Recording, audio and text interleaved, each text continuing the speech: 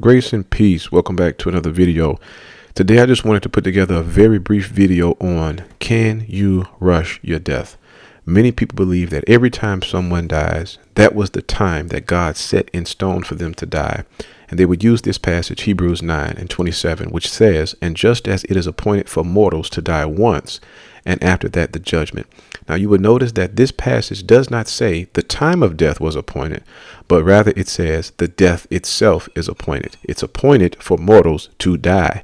It doesn't say the exact time of death is appointed. One text that I would use to support the assertion that you can rush your death is Wisdom of Solomon, chapter 1, verse 12, which says, "Do not invite death by the error of your life, or bring on destruction by the works of your hands, because God did not make death, and he does not delight in the death of the living."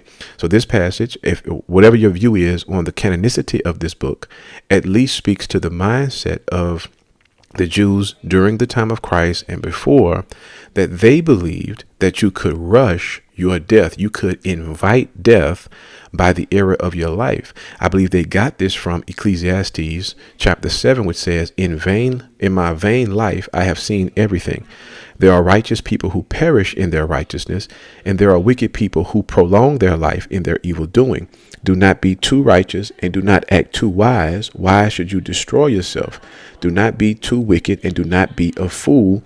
Why should you die before your time?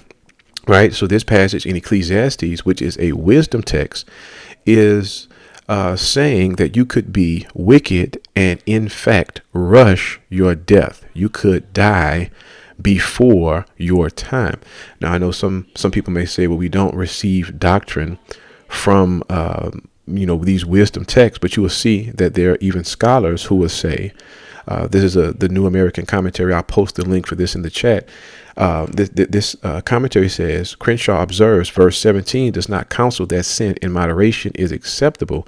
Rather, it implies that while some sin in everyone's life is inevitable, those who embrace evil as a way of life are destroyed by it. So this passage, this wisdom text, is giving us wisdom and knowledge and letting us know that if you embrace evil, if you live a life of wickedness, you can in fact rush your death.